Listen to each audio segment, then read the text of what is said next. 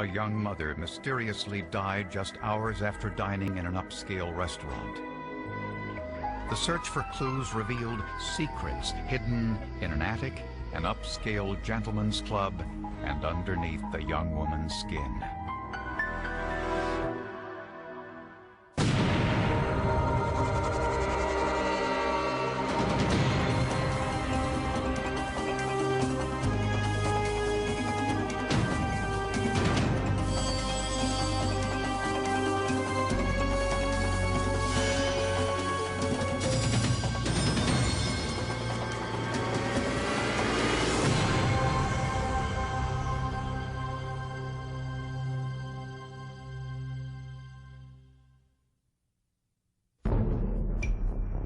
Shortly after midnight, police in a wealthy Philadelphia suburb received a frantic 911 call. I have emergency. My wife fell back there in the tub. 34-year-old Craig Rabinowitz said he had just found his wife Stephanie in the bathtub. Something happened to her in the tub. She's down, and she's not breathing. She's blue. When police arrived, they found Rabinowitz in the bathroom, holding his wife's head above the water. They performed CPR and rushed her to the hospital. Unfortunately, there was nothing doctors could do. When Craig learned of his wife's death, he collapsed in grief. Doctors had no explanation. I asked the doctor, help me out here. What do you think happened? And he said he really didn't know. He told me sometimes people die for unexplained reasons. Could have been an aneurysm, a heart attack, whatever. But on first glance, there wasn't any sign of trauma. Rabinowitz told police that he and his wife Stephanie had dinner at a Thai restaurant, came home, had a drink, then Stephanie took a bath while Craig said he watched television. And while he was watching the hockey game, he heard a thump, which he attributed to a shampoo bottle falling on the floor in the bathroom. He didn't think much of it. He watched the hockey game for approximately 20, 30 minutes and realized, hey, his wife hasn't come back to the bedroom from the bath. So he went into the bathroom and found her unconscious in the bathtub. Detective Charles Craig had investigated many unusual deaths before, and a spouse with something to hide would usually act suspiciously, but not Craig Rabinowitz. Generally, when we interview people, witnesses, victims, suspects, we look to see if they have eye contact with us, see if they're shaking or if they're very nervous or if they're perspiring, and he didn't exhibit any of those signs. And police found nothing suspicious or out of place in the couple's home after Stephanie's death. TV was on, the shampoo bottle was in the bathroom, there was water in the bathtub. We checked all the doors and windows and found that the house was secure. We went through the master bedroom, didn't appear to have any signs of a struggle. We didn't find blood or anything of that nature. Craig and Stephanie were a classic love story. They'd been together since they first met in summer camp as teenagers. The Rabinowitzes were the perfect couple. In love, with good jobs. They had a beautiful young daughter, a year old. He had a business of his own, selling latex gloves and supplies. They'd been married since 1990. She was a lawyer, Bryn Mawr and Temple University educated. Craig was proud of his wife and worked hard to put her through law school. Stephanie spoke about her marriage in very idyllic terms. I mean, she thought she had a wonderful relationship, almost a perfect relationship in that, and she was extremely happy. Between her law practice and his business, they were very affluent and lived in the exclusive mainline section of Philadelphia. But even wealth and privilege can't prevent unfortunate incidents like the one that befell Stephanie Rabinowitz. I came to the office Wednesday morning. I walked in and everyone was crying, and I was shocked to hear that Stephanie had died Tuesday night. I heard that she had an accident, that she drowned in a bathtub. That's all we were told. But why had Stephanie drowned? Was it caused by something she ate, medication? Was she depressed? Forensic investigators needed to find out more. The cause of Stephanie Rabinowitz's death was a mystery. Stephanie Rabinowitz may have slipped, hit her head in the tub, subsequently drowned. It was a real tragedy. A mother of a 1-year-old child, devoted husband, happy family life. I mean, I was at a loss as to how she could have died. I didn't see any type of trauma, any cuts, any abrasions, any of that type of thing. Stephanie came from a religious Jewish family. In accordance with her religion, Stephanie's parents and her husband Craig wanted to bury her before the next sundown. It was a push to have Stephanie Rabinowitz buried quickly under Jewish custom. But the coroner overruled the family's wishes, saying he wanted to perform a complete autopsy. His action was prompted in part by something Craig Rabinowitz told police. He said Stephanie was having trouble adjusting to the demands of caring for their new baby and her work as a lawyer, and she occasionally took a prescription sleep medication. In the meantime, a tipster called police suggesting they investigate Craig's involvement in a gentleman's club named Delilah's Den.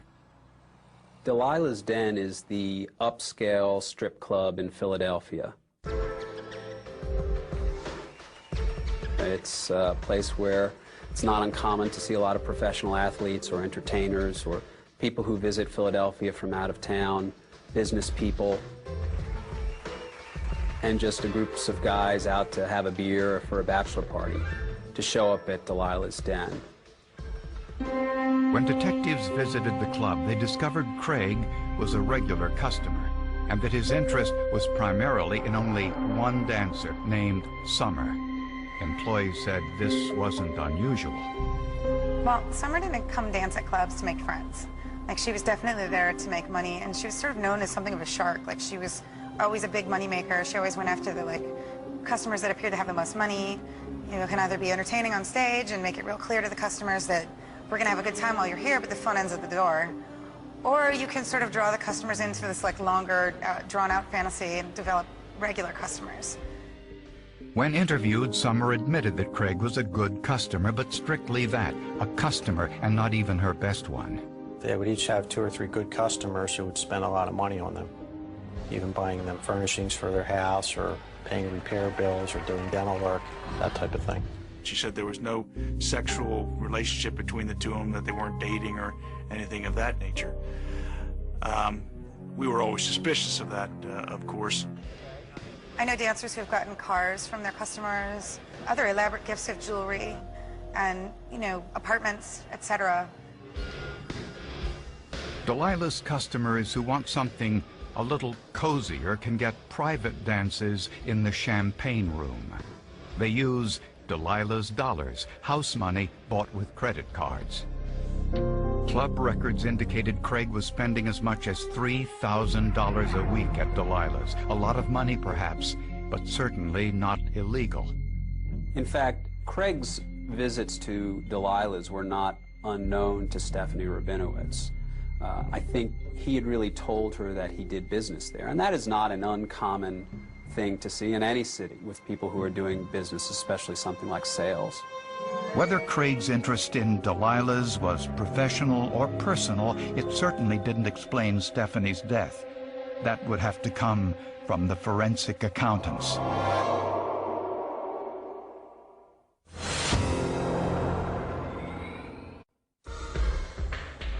In the 12 months before his wife's death, Craig Rabinowitz spent almost $100,000 in Delilah's Den, an upscale gentleman's club in Philadelphia. Investigators searched the Rabinowitz's home for financial records, interested to know how Rabinowitz could afford this kind of spending. He was a latex glove salesman, but nobody could really find a lot of latex gloves. But detectives did find a hidden crawl space in the bedroom closet. So basically I just lifted up the board covering the crawl space, looked around, didn't see anything, but felt around the top of the crawl space and found this bag. And turned out to be a shopping bag filled with a lot of paperwork. The paperwork included credit card receipts for Delilah's Den, hotel receipts, and gifts he had purchased for his favorite stripper. There was also pornography. Basically, Craig Rabinowitz's double life was squirreled away in the crawl space of the top of his home. The bag contained pawn shop tickets proving Craig pawned Stephanie's heirloom jewelry just after she died. The bag also contained an accounting ledger, possibly for Craig's surgical glove business, but investigators weren't sure. They brought in a forensic accountant, which I had never been involved in before, and he very thoroughly and systematically went through every bill that Rabinowitz had. Rick Zayas is an expert at finding the real cost or value in accounting records that have been written in a way to hide their true meaning. He was describing importing containers of these latex gloves from overseas, that the cost of a container would be $20,000 or $22,000 per container, that he was then going to be able to sell those containers for twice that amount. That was the pitch. Sounds too good to be true. It was too good to be true. Zayas discovered that Craig's latex glove distribution company had never bought or sold a single glove. The only money coming into the company was funds from investors, Craig's family and friends whom he was scamming with a Ponzi or pyramid scheme. So the money from investor 2 was now going back to pay investor 1 and just keeping that cycle running. And Zayas learned that Craig paid no office or warehouse rent anywhere in Philadelphia. The closest thing Craig had to an office was his seat at Delilah's strip club. When his family, when his wife, when his friends, when his in-laws thought he was out making sales calls for his latex glove business, at least 1, 2, 3 days a week, Craig Rabinowitz was in a dark, air-conditioned strip club in a back room, getting couch dances and lap dances by a 24-year-old stripper. Zayas estimated Craig was in debt to the tune of $800,000. He owed most of it to his shareholders, who had invested in his non-existent business and who wanted their money back at some point with a profit. Apparently, not even Stephanie knew what was going on. Of all the people that Craig conned, quite clearly, he conned Stephanie the most. And the forensic accounting identified a possible motive for murder. On the inside of the handwritten ledger were amounts that corresponded to the life insurance policies on Stephanie, including $1.5 million worth which Craig had just purchased. The outside of the ledger listed the amount owed to each of Craig's investors. He made small token payments to pacify them, and through a series of financial calculations, Zayas was able to tell when they were made. They were only accurate for a limited period of time during the middle part of April of 1997, leading to an inference that the document was prepared about 2 weeks before Stephanie Rabinowitz was murdered. Craig Rabinowitz, it was very apparent to the investigators at that time, had literally done an accounting of the value of killing his wife. The insurance payout not only would have eliminated Craig's debt, but also allowed him to continue his extravagant relationship with Summer and still not have to work for a living. All of this showed motive, but if the medical examiner didn't rule Stephanie's death a homicide, it was salacious, but little else.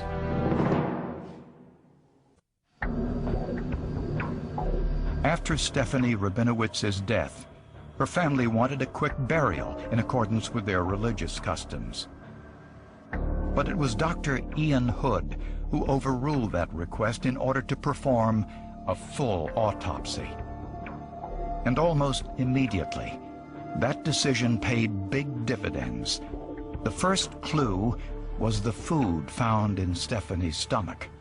We know she had very recently ingested a meal, in this case shrimp and bean sprouts were quite clearly seen with very little digestion having occurred in the stomach contents. So she obviously died probably within an hour or two of ingesting that meal.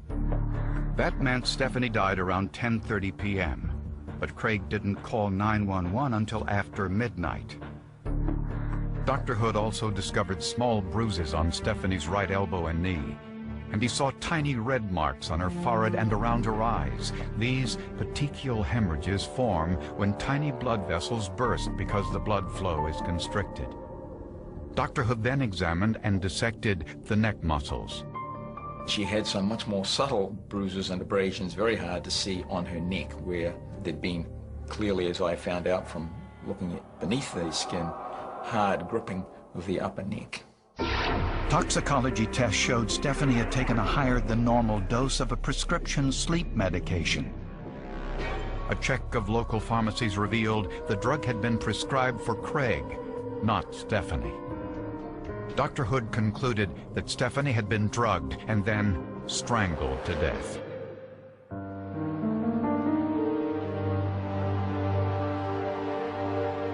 Stephanie was finally laid to rest in her family plot. Immediately after the burial, police brought Craig Rabinowitz in for questioning. During the interview, Craig told the same story as he did on the night of Stephanie's death, that he had been watching a hockey game on TV when Stephanie went in to take a bath and no one else had been in the house. That's when police revealed the evidence that proved Stephanie was dead for 2 hours before he called 911. And that the autopsy proved she had been strangled. Prosecutors concluded that the motive was money. He had dug himself into this deep hole financially. Now, part of it is lavishing money on the stripper, but that he needed to have that cash so that he could get out of debt, because clearly he could have divorced his wife and run off with the stripper if she'd had him, but I don't think that she'd have had him if she found out that he was broke. Craig had stretched his business scam as far as it could go. His investors wanted their money back and were putting pressure on him. We had evidence in the case that indicated that they were expecting to get their money at the end of April. Well, the murder was in the last week in April. And despite Craig's denials, his credit card receipts told investigators that he was visiting local hotels, possibly with Summer. On some of those receipts, there was room service for 2 people, so we assumed that he was going there with her. Prosecutors believe Craig set his plan in motion after they returned home from dinner in the Thai restaurant.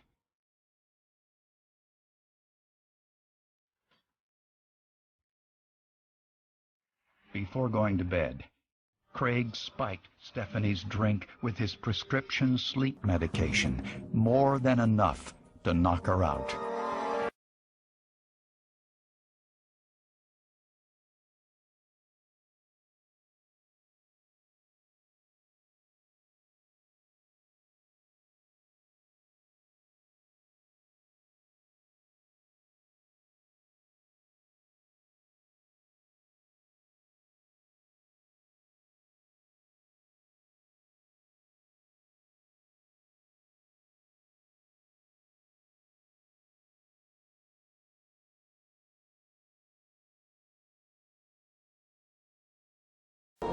Frightened by what he had done, Craig waited 2 hours to call 911. The gamble that Craig Rabinowitz engaged in was that we would not conduct an autopsy. I think the autopsy decision was a very critical decision. I think because when it first came across, the outward appearances of it was that a horrible accident had taken place. There were sensitivities, I think, in trying to be sensitive to the family's wishes to bury Steffi under Jewish custom and to bury her within a day of her death. But the autopsy found the petechial hemorrhages, the neck bruising, and the 2-hour delay between her death and the 911 call. The forensic accounting uncovered the motive. When he was charged with first-degree murder, Craig Rabinowitz pleaded not guilty. But on his first day in court, he had a change of heart. He said his wife appeared to him in a dream and convinced him to end the trial and confess to what he had done. I think that's complete nonsense. I think he pled guilty for selfish reasons. He knew that we would spend several weeks just completely annihilating his character in front of the whole world, including his mother and friends and whatnot. Craig Rabinowitz, if this proved anything, was a selfish, self-absorbed, weak person. And I think the prosecutor saw his plea not just as a heartfelt act of contrition to help the families, but as a self-serving, cowardly act that allowed him to avoid truly confronting and articulating in public the detail and the exact nature of what he had done. Craig Rabinowitz was sentenced to life in prison without the possibility of parole. I had no doubt that this would work out. Craig would be convicted. What this was doing to Stephanie's family had a much more immediate impact on me. And I think they really needed closure. They needed a full understanding of what had occurred. And to me, that's what the forensic evidence did.